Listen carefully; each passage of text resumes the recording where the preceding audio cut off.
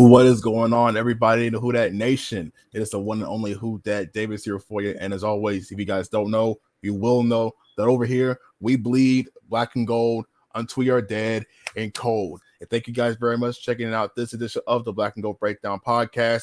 As you can see, I got light here on my face because I got the TV on and I'm watching the Brooklyn Nets get absolutely manhandled by the Boston Celtics. Score is currently 104-78 in favor of Boston.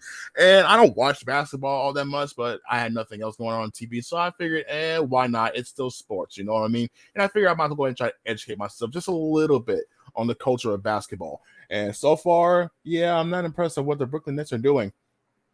Not impressed at all. They're getting bent over backwards and fucked absolutely in every way possible. Like, they literally hit an air ball not too long ago. And now the score is 104-80.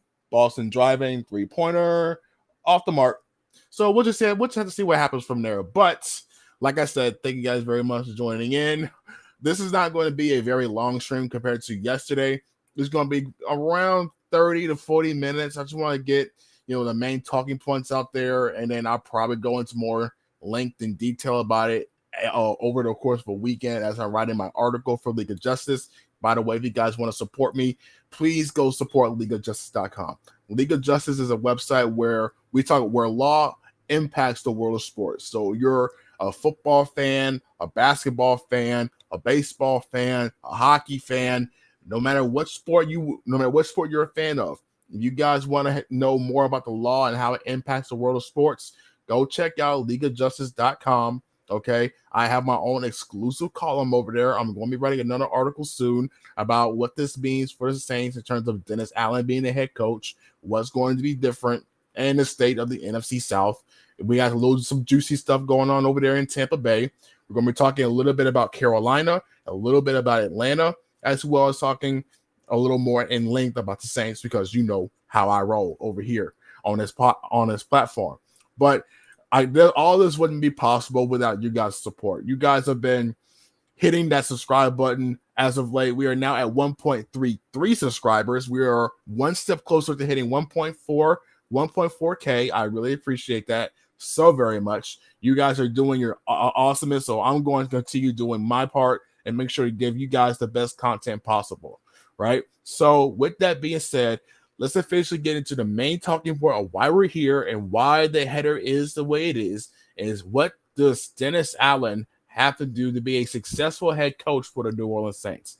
If you guys aren't up to date with recent news, Dennis Allen was one of a few finalists alongside offensive coordinator Eric Bieniemy of the Kansas City Chiefs to be considered for the head coaching duty vacated by former head coach Sean Payton, and he ended up winning out for a multitude of reasons. One being that he's been with the Saints the longest. He knows the culture. He knows the system. And they believe in him. They just simply believe in him. The defense has been playing hard for Dennis Allen since he became defensive coordinator.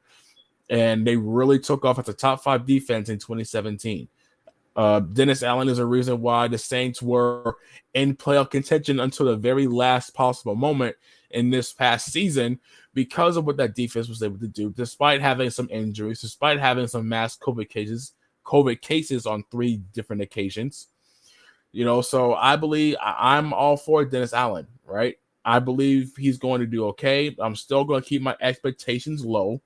So if you guys want to hear my initial reactions to Dennis Allen being head coach, along with some other talking points, go check out my last podcast. It's right there in the videos in the video section of my channel. It is over an hour long. So if you guys don't have enough time, just set that aside or just watch it in bits and listen to it in bits, because it's actually really informative. Really, I give in-depth opinions on it, and I took a lot of callers.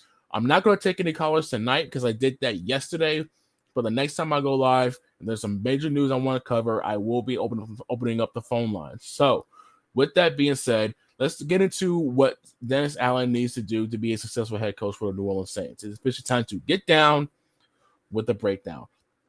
Dennis Allen had his opening session with Saints media today, and he got hit with a lot of need to know questions in terms of what his philosophy is. How is he going to address the quarterback position? What's his views on the quarterback position? Is he still going to be calling plays for the defense? So on and so forth. He hit it out of the park, basically, in my opinion, even though it was a little vague in some areas. That's to be expected because he just doesn't know. He literally got the nod yesterday. So the next days, the next couple of weeks will be very, very interesting to how Dennis Allen approaches things. The main thing I want to talk about is the defensive play calling. Is he still going to be considered being a shot caller for the Saints defense? Dennis Allen clarified that he would like to. He would very much prefer it if he could, because it's like, in his words, it's hard to relinquish his baby, right? The Saints defense is his baby, and they've done really well on that side of the ball. So if he wants to, I believe he should, even though it hasn't worked out for the Saints. The last time a head coach ended up calling plays for the defense, that was in 2000, from 2000 all the way to 2005, even though I wasn't really knowledgeable at that time. I had to talk to somebody else on Twitter. But this is Dennis Allen. This is different, right? You have more talented players. They know the culture. They know the system. So I believe it's going to be different than the 2000 and 2005 era. I think Dennis Allen will be fine continuing calling plays for the defense. It's just going to have some more duties stacked on top of that, whether it be challenging, for example, or when to go for it on fourth down, things of that nature. Now, what does that mean for the offense? Well, we don't know what that means right now, but Dennis Allen did talk about how he would prefer to be heavily involved in scouting, personnel, things of that nature. It remains to be seen that Dennis Allen is going to end up, looking outside or looking more inside and turning into a new offensive coordinator, because Pete Carmichael is stepping down from that position. He's still going to be with the team, but Pete Carmichael is going to take on another role within this Saints coaching staff, and that leaves that position wide open. So we'll see what Dennis Allen decides to do there. I doubt he's going to be calling plays for the offense. He's going to get an offensive coordinator that knows how to who knows how to call like innovative plays, knows how to create explosive plays, because that's also one of the many things Dennis Allen talked about today. And that's leading into another thing, that what needs to be a thing for him if he wants to be a successful head coach. He needs to pump some life into this offense some way, somehow, whether it be through direct means or indirect means. In this case, getting an offensive coordinator that you can trust, who has that successful experience running in an offense or playing or play calling an offense. You need somebody there, and you also need to pump some new life in terms of talent. You can't rely on undrafted free agents anymore. That's not going to cut it in today's NFL. Marquez Callaway, Deontay Harris, now known as Deontay Hardy, Lil Jordan Humphrey, Ty Montgomery. These guys, you can't rely on them anymore. Kenny Stills, like, these guys aren't going to cut it in today's NFL. You need game changers. You need innovative guys that can give your life, that can breathe life into your offense. In the event that Alvin Kamara goes down, because it's most likely Alvin Kamara is going to be facing suspension at this point, whether it be 6 games, a little more, probably 7 games, 8 games, maybe even 9 games. We don't know. We'll just have to wait and see. But a minimum 6 games is to be expected for star running back Alvin Kamara. And most importantly, he addressed the quarterback position. He said is the most important. That goes without saying. Dennis Allen talked about he wants, and in his own words, I quote, "We want a winner." Now, that's vague, right? Because we don't know what he means by that. You can look at that in a couple of different ways. You're talking about like a winner in terms of he finds a way to win games, then you're looking at someone like Jimmy Garoppolo. Maybe you're looking at someone like Taysom Hill, even though most of us, if not all of us, would prefer it not be Taysom Hill. But he's 7-2 as a starter, completing 77% of his passes. During his times of starting, right? So he's going to have to look a little more in depth to what it means to want a winning quarterback. because you're looking at like winning as a QB stat, and then you're looking at guys like Hill. You're looking at guys like, Jimmy Garoppolo, who I believe was 45-18 in his career. So we'll just have to see. But that is a position where he is going to want to focus a lot of attention on. I still want Jameis Winston. Okay, I still want Jameis. I'm always going to root for Jameis until otherwise. So sue me. So another thing he needs to, what he needs to do to have a successful stint as a head coach, he needs to make sure that defense remains top 5. There are plenty of instances where head coaches who are once defensive coordinators, they take a step back in terms of not only just, defensive production, but talent on top of that. One name that comes to mind is Marcus Williams. I would have to say Marcus Williams is the top priority in terms of defensive measures or defensive talent for the New Orleans Saints. Marcus Williams is an unrestricted free agent this offseason, and I would prefer if Marcus Williams ends up staying with New Orleans, because Marcus Williams assures up so much of your back end. He's a good reason why the deep balls haven't been as frequent as they used to in years prior. When you're talking about the 2013 through the 2016 season, like those years were god awful, or even times prior to that, before Sean Payton even got here. You have to make sure your back end is safe. You're safe, secure. And Marcus Williams does a lot as a free safety with his wide range and his ball hawking ability. And it's just his familiarity with the defense in the system. So I would want to make sure that Dennis Allen addresses Marcus Williams. Now that he's head coach, I would like to assume that he is going to be a priority for him to keep in the building. I would like to believe that. I really do. If you can get Quan Alexander on top of that, then that's even better. I would like Quan Alexander to remain with the defense on top of that, because I do believe Quan Alexander has found a home here with New Orleans. When he came during I believe it was the 2019 or 2020 year. I think it was 2020. I want Quan Alexander back because he's a fast guy. He brings so much energy, like CJ Gardner-Johnson. His coverage skills go hand in hand with how well Pete Werner, who's now going into his second year, is more of a good run defender. He shoots the gaps. He knows where he's supposed to be. He's got great instincts, but he needs to work on shedding blocks, and he needs to work on his coverage skills. That's where Quan Alexander can rotate in at. So I would want that more than anything. A linebacker core consisted of Pete Werner, Demario Davis, and Quan Alexander. That would make them the best linebacker group, I would believe, if not actually second best, if not the very best linebacker group in the NFC South. Top 5, maybe even top 3 in the NFC as a whole. You have to factor in Tampa. All right, that's a given. You have to factor in Tampa because of Levante David and Devin White. But there's not many linebacker cores in the NFC that they can really go toe-to-toe with what the Saints would have if they have Quan Alexander long-term alongside Davis and Werner. I do believe that. So Marcus Williams and Quan Alexander, if he can find a way to retain those guys, then I'm all for it.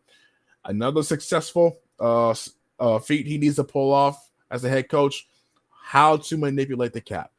Now, we all know it's more of the Saints front office, Mickey Loomis, Kai Harley, guys like that are doing numbers or crunching numbers.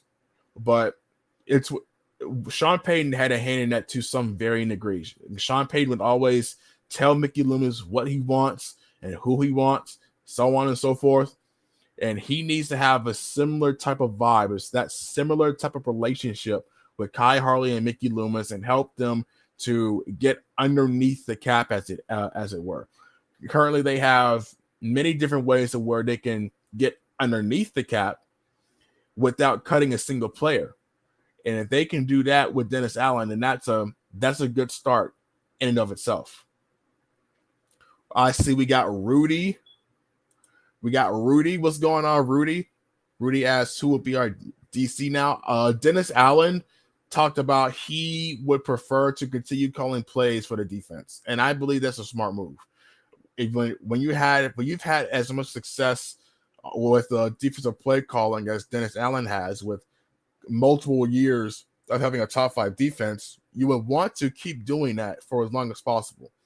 Now, that we'll have to see what happens going forward, but if he continues to be there, then the offensive coordinator position is going to be up for grabs because Pete Carmichael is stepping into another role, which is very surprising to me personally. But good to have you here. I see we got Elite with Jalen McCleskey as a name. We got Masked Up Podcast, my guy. What's going on with you? I love to see Trey McBride in our offense. He the next George Kittle. I love Chapman, but McBride is a savage. I've seen a little bit of tape on Trey McBride. He's a really good, really solid blocker who can open up a lot in the passing game. But I don't know if they'll go in the direction of a tight end, at least not in the early rounds where they usually get their stars, right? The second, third, and the fourth round. I don't think that's there. I believe that they're going to roll with Adam Troutman, Nick Vannett, and Juwan Johnson and see what happens there. As much as I would probably not advise it, what you don't want to do is ruin the confidence of a tight end that you're developing. You know, Adam Troutman had 2 really rough years, but this year is going to be very telling. If he doesn't put it together this year, then you would have to roll your dice, in his 4th year and getting a tight end. That's what I would do. But for right now, I don't think they're going to look at the tight end position as much, even though I would prefer that they would, because you can't leave any stone unturned. Any stone. What will P. Carmichael do? I have no idea. That information hasn't been made known to us yet. When I get more information on that, I will most definitely let you guys know. Damian Green, what's up? What's up with you? What's up, Aaron? Been missing shows from my work schedule, but I'm on break, catching a little bit of live. I always go back and catch the replay. Hey, I appreciate you, man. I appreciate that support. Damian Green's been riding with me since day one. I appreciate your support, man. It means a lot to me. That goes the same for all you guys. All you guys have been riding with me, even if you're coming in as a new face, right? I really do appreciate you guys being here. You guys are what makes this fun for me. You guys are what makes this fun for me. I think Dennis was on an offensive-minded guy, or bring up Pete. I know they will roll with them. I'm just saying I love Trey McBride on offense. I do traveling, but I believe we will draft a receiver. And the draft the receiver part is right here. So the latter part, draft a receiver, I believe I would hope that this is the year the Saints finally break their drought of drafting a receiver in the first round. I think last season was very telling when Alvin Kamara and Michael Thomas were not on the field. They had to try so many different combinations to really try to find any means of offensive production, whether it be Taysom Hill rolling out of the pocket to leaning more on Marquez Callaway, who did all he could. He's just a complimentary player, which is not bad. It's not bad being a complimentary player. You're going to get more opportunities when a main guy is taking pressure off of you. So I believe that I keep saying believe because I really want to believe it. I'm just going to say hope. I really hope that this is the year they finally break that drought of not drafting a receiver in the first round, because they desperately need some game-changing offensive talent on a rookie contract. I really do. And there's going to be receivers that you can't pass up on, even if they're injured, like a John Mechie, or maybe even a Jameson Williams, a Treylon Burks, Jahan Dotson, Chris Olave, Garrett Wilson. You just never know. And I would want one of those guys, if they fall to you, I want you to roll a dice on them. Even the Jameson Williams suffered an ACL. It's predicted that he's going to make a full recovery by the time the regular season for 2022 starts. And Jameson Williams and his afterburner speed, his ability to run an entire route tree with great hands, you don't want to pass up on that. You really don't. You're going to regret it later. You already regret passing up on Brandon Ayuk, and who's doing a lot of good things over in San Francisco. You didn't take a chance on getting Justin Jefferson. He's one of the best young wide receivers in the league now. You know, guys are out there that you passed up on, and that's bad. That is absolutely bad. I know this is off topic, but what's your opinion on the Kamara arrest? I talked in length about the Kamara arrest in my last video. If you want to check that out, go ahead. But for right now, I'll just keep it simple and say he should have put himself in that position. You know, Kamara is a dummy. Kamara is a dummy. Now, I don't know all the information, right? So I'm not going to say anything is final. But you should not be in that position in the first place. Especially, you shouldn't be incriminating yourself. Alvin Kamara spoke to Las Vegas Police Department on his own without his attorney present, and he outed himself and admitted to punching the victim several times. Now, whether that was after he fell to the ground or not, it remains to be seen. Whether that was a direct result of the orbital bone damage he sustained, the victim, remains to be seen. But he shouldn't have put himself in that position to begin with. You have to be responsible. You have to keep in mind that you are a game changer. You are a face of a franchise now. You have to take yourself away from a situation that could compromise you and really put you in a different light for the rest of your career. Like that's bad. That's really, really bad. And it's already starting to take effect all over social media. So I hope Kamara learns from this. He's not a guy that really, is a violent guy who gets into all that trouble. And I do believe the victim instigated that situation. But he still shouldn't have been there in that situation to begin with. If Kamara's claim that a fight broke out next to him is true, he should have let his group handle that, or at the very least, that group he was with should have kept him away from it, because he's a big-time deal now. Kamara's looking at potentially 1 to 5 years if they don't settle. Now, Kamara has until March 8th to figure out what to try to come up with a plan or try to find a way to settle with the victim. Because if that goes to trial and he gets convicted, he's looking at jail time, potential jail time. And it's all because Kamara just wasn't smart in that one moment. He just wasn't smart in that one moment. If George Pickens falls second or third, I'd love that pick. Dude's first round talent. If he has CD Deuce energy, straight dog with hands. I'm gonna have to look a little more on George Pickens, but I like where you're going with that.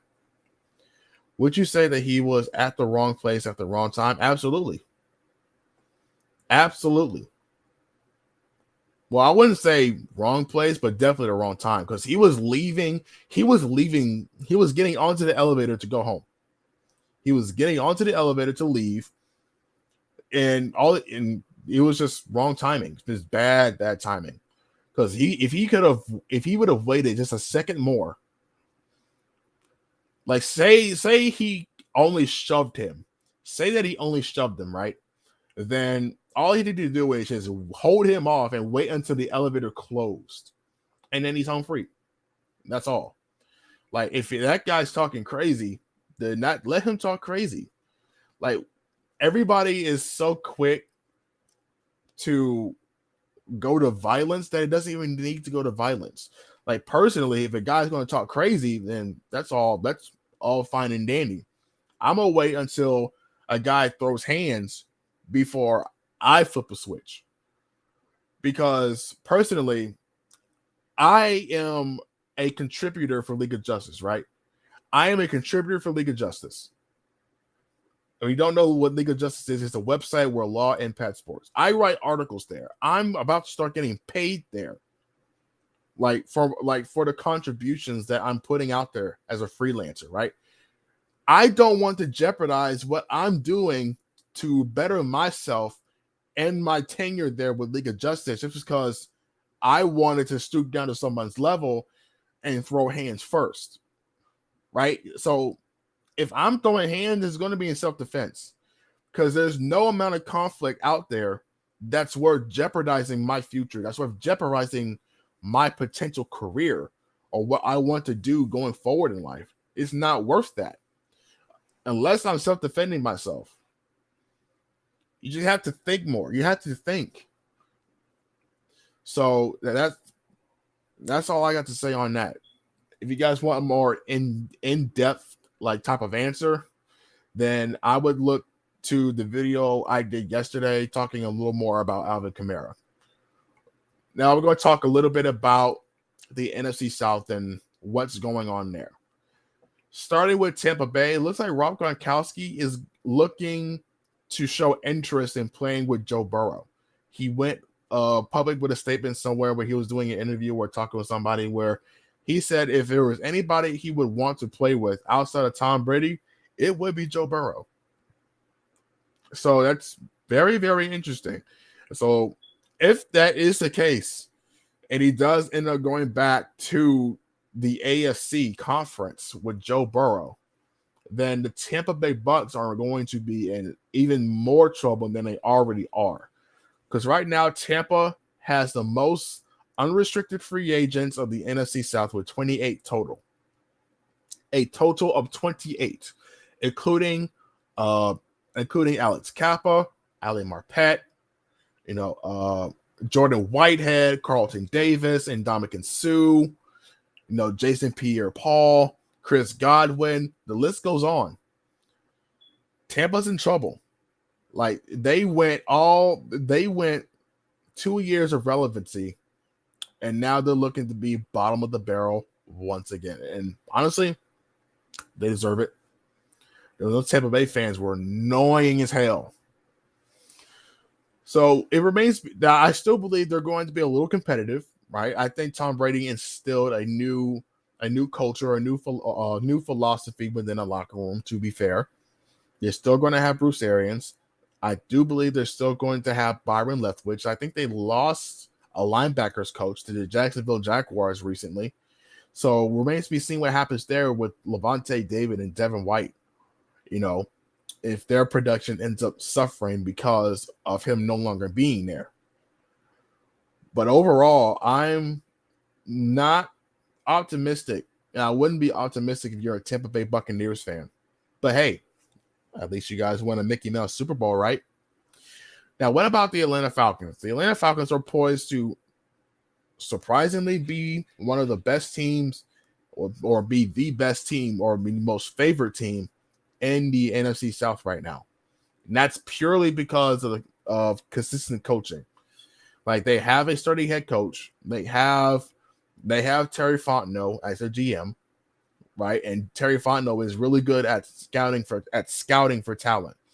They still have Matt Ryan, who can still play at a really good level, at a high level.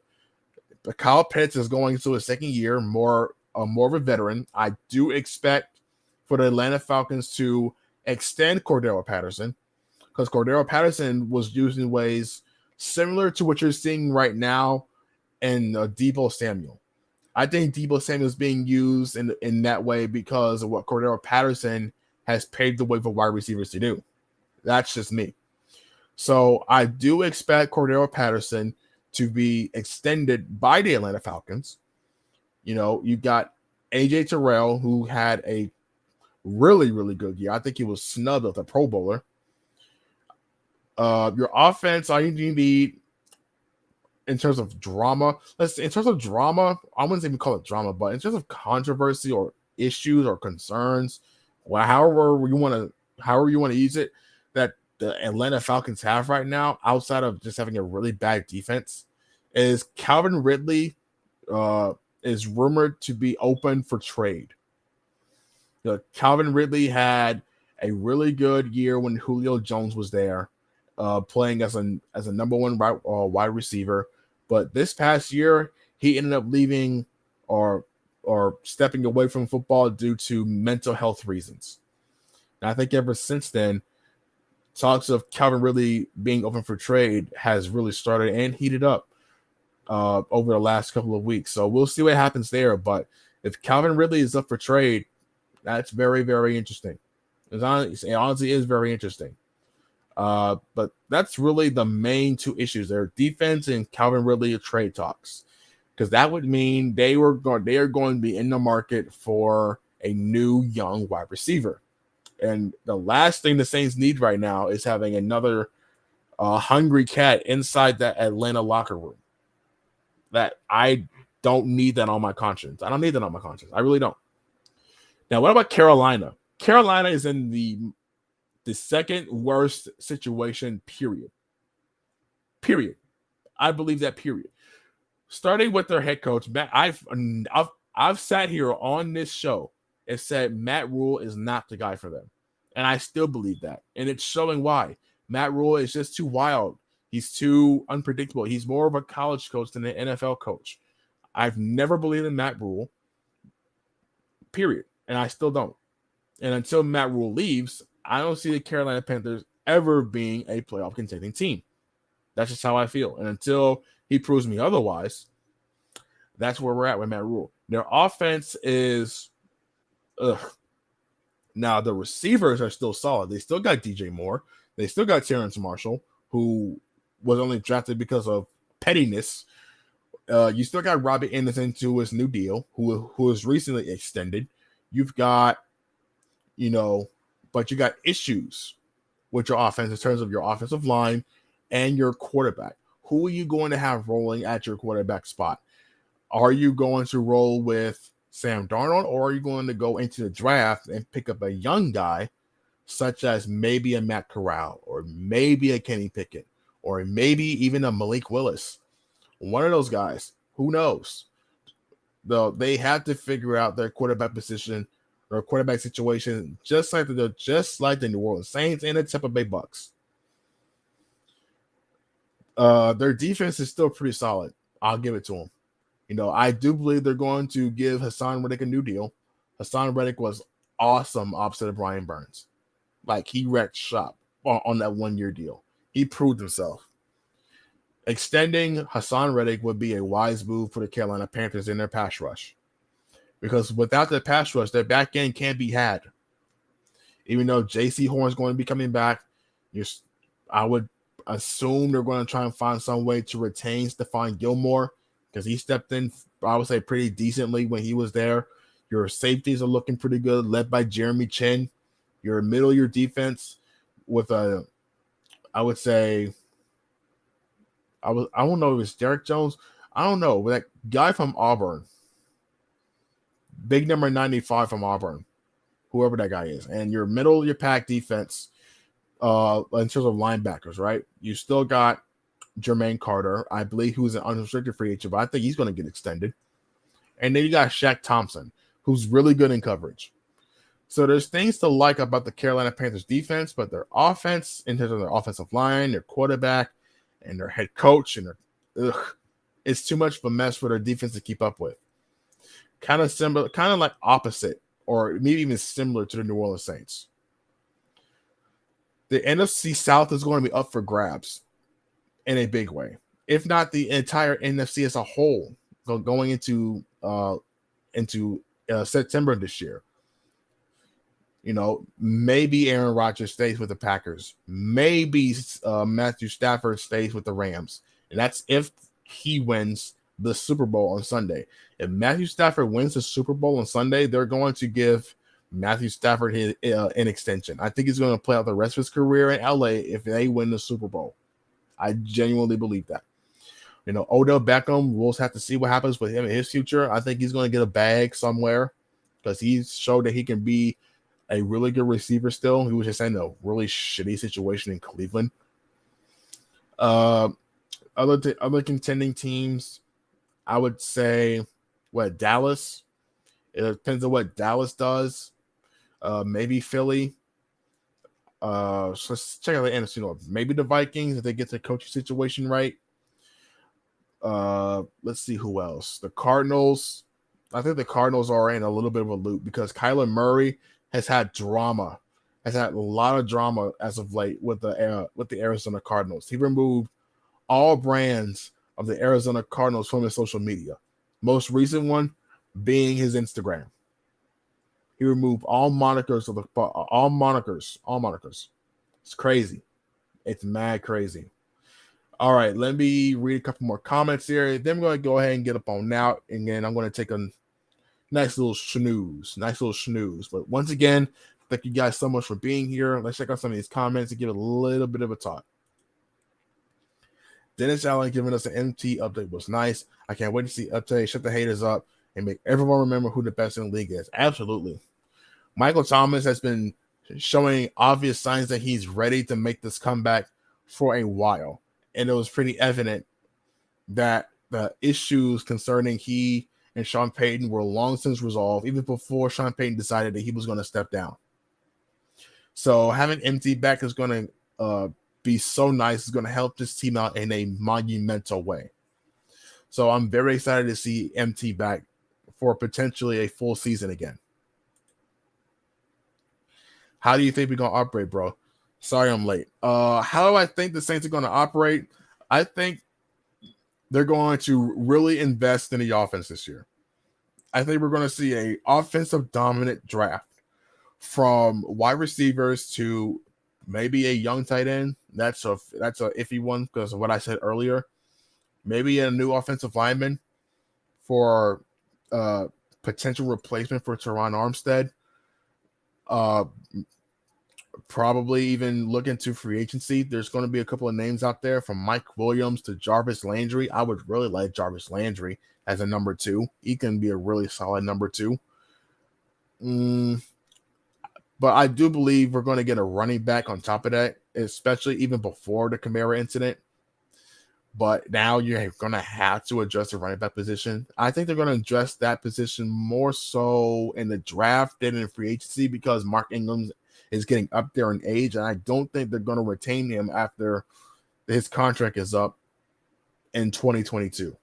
I really don't think they're going to retain him after that. So getting a young running back on a cheap deal, on a rookie deal, would be the way to go personally to pair up with Alvin Kamara.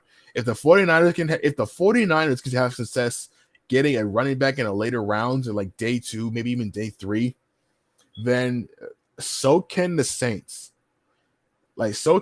So look for them to potentially get a running back in the draft this year. You think we draft a wide receiver? Absolutely. I absolutely think we do. We are definitely drafting a wide receiver or at least getting one in free agency for sure. That's a must position. It's time to get rid of these I would call them great value receivers, right? Even though I love them personally as people, they're great people to be around. Marquez Callaway, Deontay Hardy, Lil Jordan Humphrey, who I really like because he played for my Texas Longhorns. You know, Ty Montgomery, but in a league that's dominant in terms of receiver talent, right? You have to eventually pull a trigger on getting some new guys in that wide receiver room. You know, Traquan Smith's not going to cut it, obviously. You know, Callaway and Hardy are more complementary players. You can't rely on Ty Montgomery outside of special teams. So who do you really have? You know, Kenny Stills is going to be an unrestricted free agent, and no way you're bringing him back unless you're really down to injury. So who do you have that can really be a playmaker? This is the year I believe the Saints are going to really go out there and get themselves a really good receiver in this locker room. One in free agency and one in the draft. And that's how I feel about that. Who that, Aaron? Who that to you? Some South. Will Teron Armstead be back? That's a tough one. That's a tough one to answer. I would want him to be back, but he's been way too unreliable because the best ability is availability when it comes to playing probably the toughest position on the offense at left tackle, because that's the side, that's the pretty much the blind side. You got to protect your quarterback's blind side there. So I don't know. I'm not sure about that. I don't want to say one way or the other, but if I had to choose right now, I would say no. What do you think about AK? Also, AK is a fool. He should not have been placed in that situation to begin with. I absolutely believe he's going to be suspended for 6 games, if not a little bit more, for the injuries that do sustain. But yikes, he should not have been in that situation to begin with. AK is he just had a full moment. I kind of have a feeling Armstead stays for a cheap deal and we snag a backup for him. I love Landon Young, has a lot of potential at that position. I don't know what kind of potential Landon Young has. I have no idea. He only stepped in for 1 game and ended up getting a season-ending foot injury. So I have no clue. What wide receiver do you think we are drafting, though? I would say Jameson Williams. If he falls to 18, I do believe them getting Jameson Williams. Or maybe even Treylon Burks because of his big playability, but I'm not sure if that's the way to go because he's not much of a guy that can separate. I kind of seem like an AJ Brown, if that makes sense, but Brown's more of a guy that can gain separation at the pro level. I would say either Jameson Williams or Garrett Wilson from Ohio State. Those are my 2. Personally, I love David Bell. David Bell from Purdue, but he's more of a day 2 pick. He's a high second day pick. Not a day 1er, but definitely high day 2. Let's read a couple more here.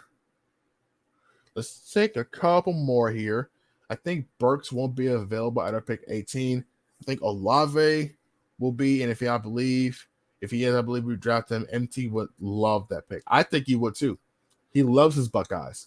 I think the Buckeyes, his time with the Buckeyes was probably his best. If his second best is obvious one being 2019 when he won Offensive Player of the Year, but he really loves his Buckeyes. That goes without saying. So having Chris Olave or Garrett Wilson with the Saints would really assure Michael Thomas that he is thought of here, and they want him here. I think he'll be happy getting one of those guys. So let's read one more. I apologize. I hit something here. Let's read one more, and then we're going to go ahead and get up on now. I think we got the Lakers in Milwaukee. Oh, yeah. I'm definitely watching this. I'm watching this. Let's see what happens. But let's read one more. I damn sure don't trust our tight end depth. I wouldn't either. I understand the concern. Nick Van Nett, even though he played decently, semi-decently when he came back off injury, he wasn't available for over half the year, and that's bad. And Adam Trautman has had 2 back-to-back subpar years. But the first year, I don't really count against him because Jared Cook was still tight end number 1. His first full year as a leading tight end, he did it okay-ish. I need him to make that jump here in year 3. He needs to make that jump now. There's no excuses for why he cannot do so. Now, the quarterback position may influence that to some degree, but he has to be a guy that the new quarterback coming in, or maybe even Jameis Winston, can count on. So if he doesn't make that jump, then I don't see him getting a new extension with the Saints in year 4 or after year 4, or maybe even pick up a 5th-year option. I don't see that happening if he doesn't show in year 3. He has shown in year 3 that he can be relied upon. He can't be another Tre'Quan Smith bust. Can't have it. Absolutely cannot have it.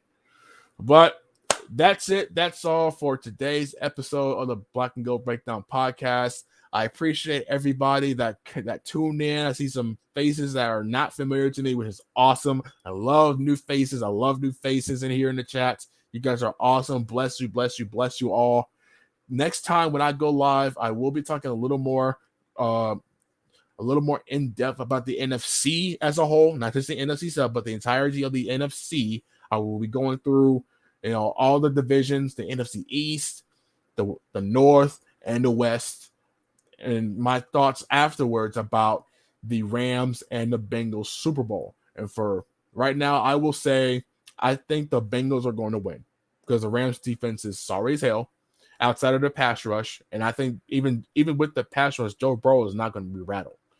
You know, Darnell Williams for the Rams is going to get picked on by T. Higgins.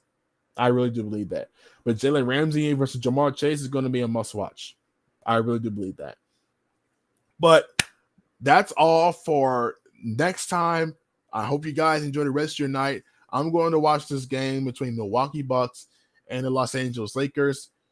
If you guys want to continue supporting me, my Cash App will be in one of my videos. Just go to one of my older videos and go support my Cash App. I needed to continue building on what I have here. I will be dropping a diss track on Eli Apple if the Bengals lose the Super Bowl.